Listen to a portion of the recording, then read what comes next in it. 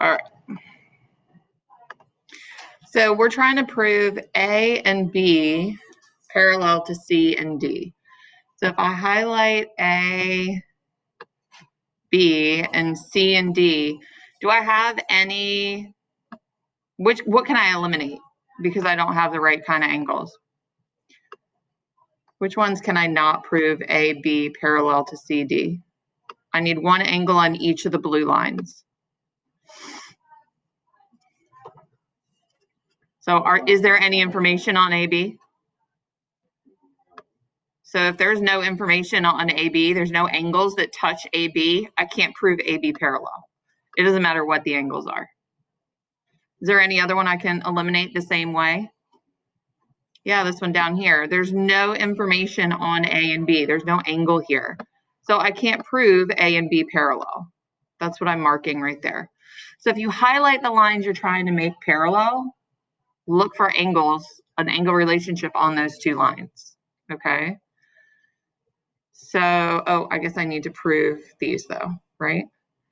So the relationships are true because these are same side, they should be supplementary, and they are. And here, these two should be same side supplementary, and they are. So A and B and C and D are parallel. So then if I come down here and I look at AC, I zoomed in too far.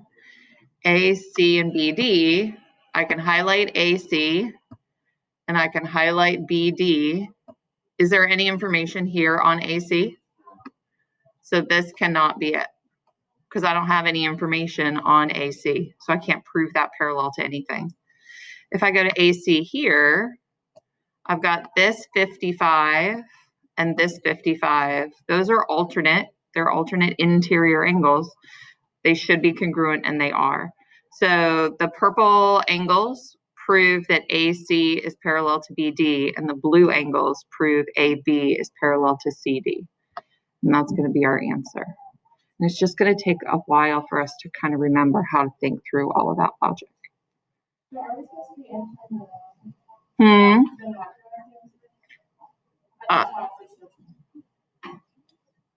Oops. The diagram represents the strips, blah, blah, blah, based on the information, which one could be used.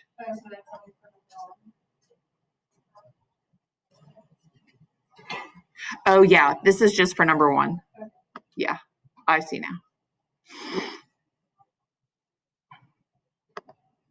Questions? All right, let me explain what we're going to do for the next couple of days then. So if you go back into your unit, we're not going to get our digital notebook for this unit until Friday. What I want you to do is kind of work on your own on these Desmo activities. And we're going to periodically stop, like maybe every 15 minutes or so, and we'll kind of touch base, make sure everybody's kind of working at a good pace.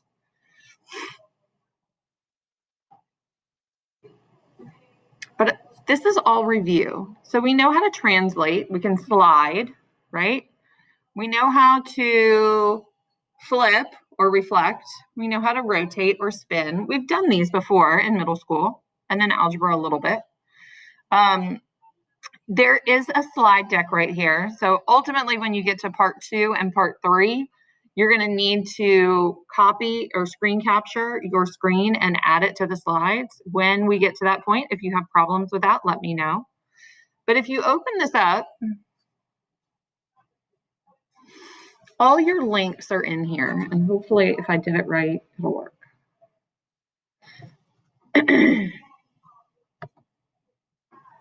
So you want to go to the B1 link because that's the bell you're in. And you're just going to complete this Desmo activity. Just go through it. And then you're going to come back to your Google Slides and you're going to complete the symmetry.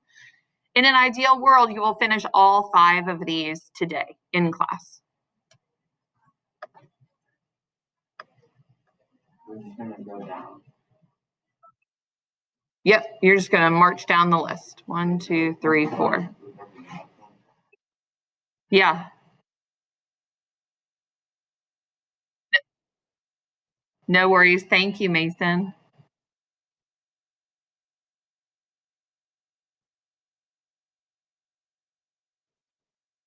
Yeah, I think that's probably a smart thing to do, Mason. Will you have your mom send a note to Miss Hodges? Okay. Morgan, you say B1 and B3 links are the same for the first one? Yeah, they're going to take you to the same place. It's just when I look at it, when I look at the teacher version, I'm going to grade you in the B1 link. So this is Bell 1. That's you guys. Bell 3 is here. That's my other class. So don't do the B3 link. Just do the B1 link. Does that make sense? Addie, can you hear me now?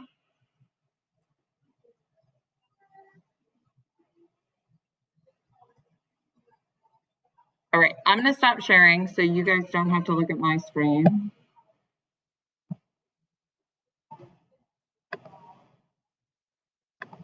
If you're having problems accessing these, let me know. Like I said, we're going to work on these for about 15 minutes and then we'll kind of regroup, make sure everybody's on the same page.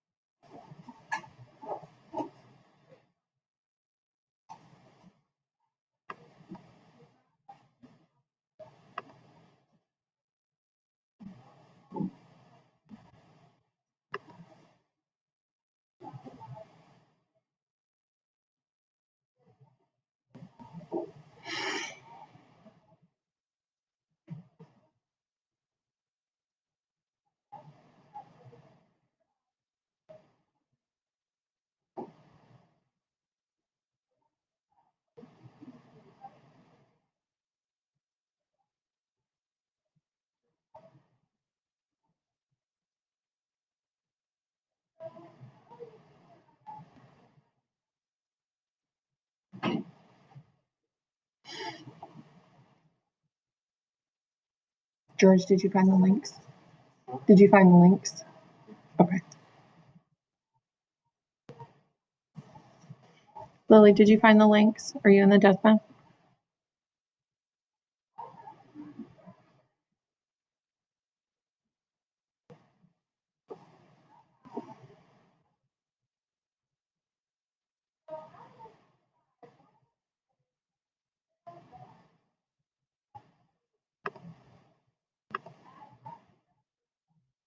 Hudson, did the links work for you? To the DESPA?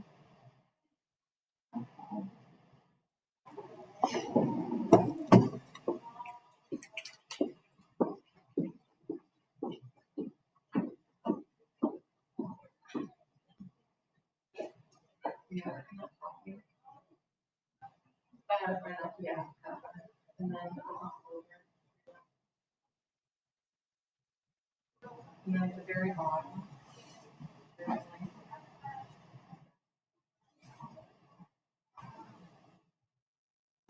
on the second slide, you want to put them at D1 link. So you can start at the top and just work your way down. Mine is public.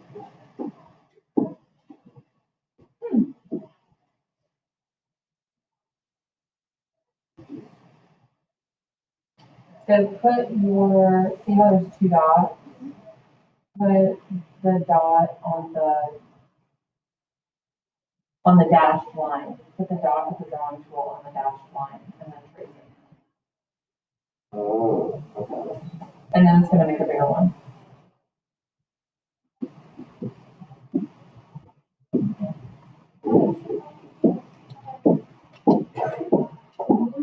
So dilations are going to shrink and grow things, like your eyes dilate when you go to the doctor. Oh, I see the second dot. makes, okay. Yeah, so you trace with the first dot, and then the second dot makes the bigger thing. Or I think if you trace with the second dot, then it'll make a smaller thing.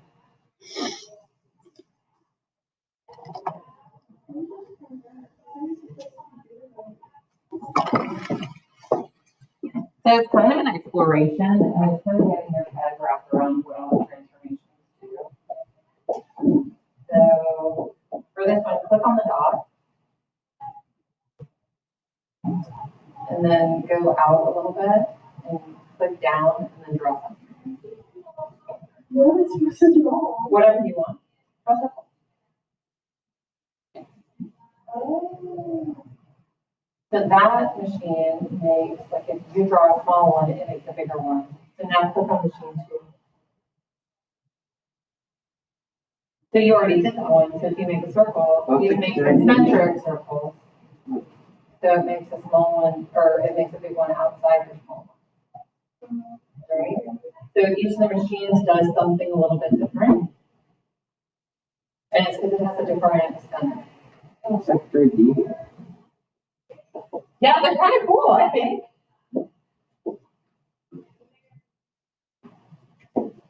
So in this unit, I'm trying to get you to think about how to design different things and all of the different ways that you can put shapes together. Like to make t-shirts or stickers or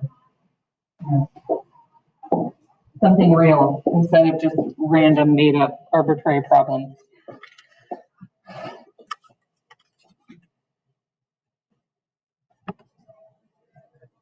And it definitely takes some exploring.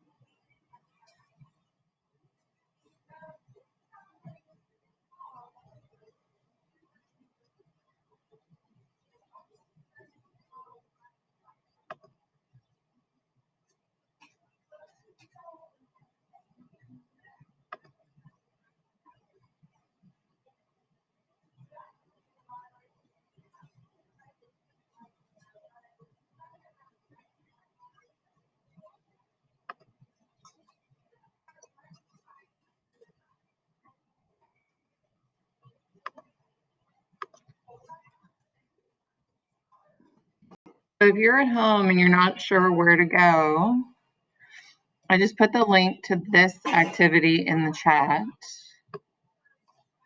People are kind of coming up on the halfway point, or some of you are at the end point of this first dilations activity. My computer is not responding.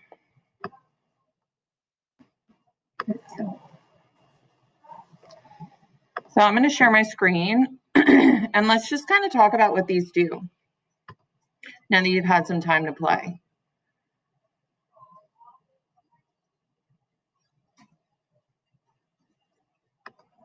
When you're done, go to the next one. So when you're done with the dilations, click on symmetry. Symmetry, again, just means that if it's got line symmetry, you can fold it in half. If it's got point symmetry, you can rotate it. Okay, so again, with all of these Desmos today, you're just kind of exploring and kind of remembering what you've learned in the past about the 4 basic transformations.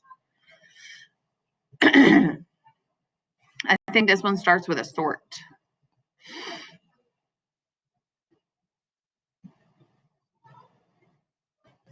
Maybe. I'll come back and share. Oh, there we go.